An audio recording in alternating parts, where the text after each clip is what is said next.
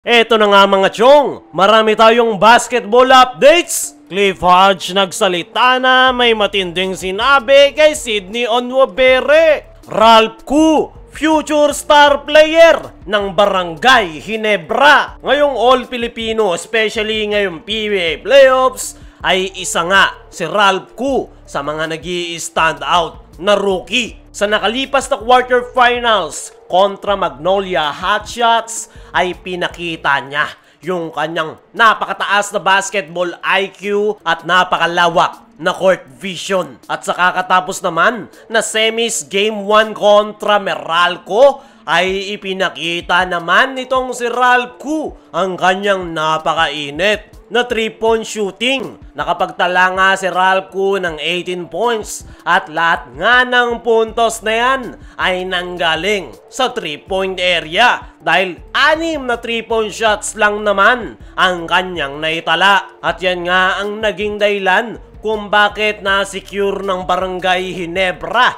ang panalo dahil nung umiinit sa 3-point area si Alain Maliksi at Chris Newsome ay ito ngang si Ralph Koo ang nagpatay ng sunog sa Meralco dahil sa kanyang mainit na 3-point shooting. At yan nga yung kagandahan sa laro nitong Ginebra rookie. Napaka-versatile player. Kaya nga nitong maglaro ng iba't ibang role. Malawak ang court vision nito at magaling pumasa. Mabantayan mo man itong si Ralph Koo ay makakahanap at makakahanap pa rin ito ng paraan para matulungan ang kanyang koponan. At yan nga yung kanyang ipinakita kontra Meralco dahil ang kanyang 3-point shooting naman ang kanyang ipinakita. Marami nga ang nagugulat sa mga ipinapakitang performance nitong si Ralph Koo sa Barangay Ginebra. Pero ayon sa naging latest interview ni Coach Tim Cone, kung ang karamihan daw ay nagugulat sa performance ni Ralph Koo, pero hindi nga daw sila. Palagi nga raw nilang nakikita sa kanilang team practice ang mainit na 3-point shooting ni Ralph Koo. Kaya naman, kung nasusurpresa daw yung mga ibang koponan, pero kay Coach Tim at Barangay Ginebra players ay hindi na nga raw nakakagulat yan. Nabanggit pa nga ni Coach Tim na si Ralph Koo nga raw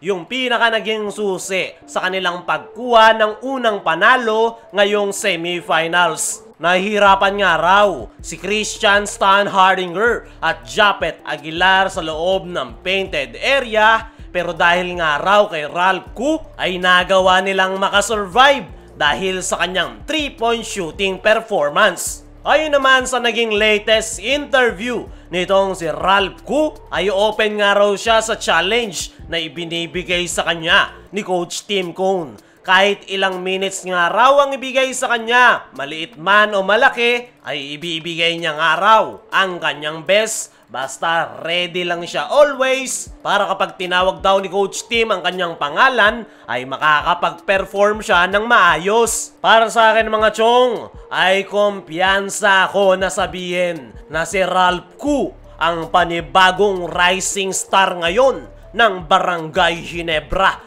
dahil sa kanyang skill set na napakataas na basketball IQ. Napakalawak rin ng kanyang court vision at napakagaling ding pumasa ng bola sa kanyang mga teammates.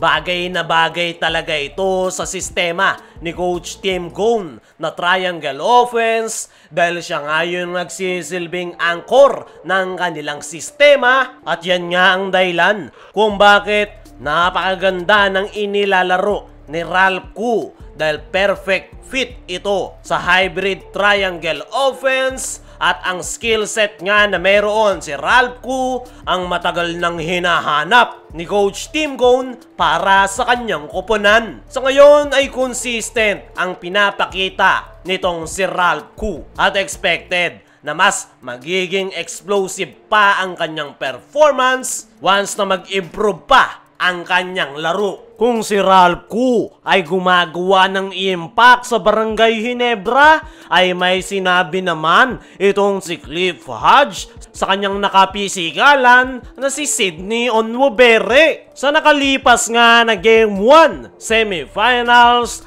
ay nagkainitan nga itong si Sydney Onwubere at Cliff Hodge sa second quarter. Hindi nga inatrasan ni Sydney Onwubere si Cliff Hodge kaya nagkaroon ng altercation. At ayon nga sa naging latest interview dito sa Meralco Forward ay si Sydney Onwubere nga raw ang dahilan kung bakit yon nangyari. Masyado nga daw itong pisikal at madumi na maglaro kaya nawala raw siya sa focus at uminit ang ulo. Para sa akin mga chong ay napaka-irony niyan para kay Cliff Hodge dahil kung merong pisikal at madumi na maglaro ngayong semifinals ay siya yun. Grabe nga mang pisikal itong si Cliff Hodge kung saan humahantong pa sa nai-injury yung kanyang binabantayan. Talagang nakahanap lang siya ngayon ng katapat dahil hindi nga siya inuurungan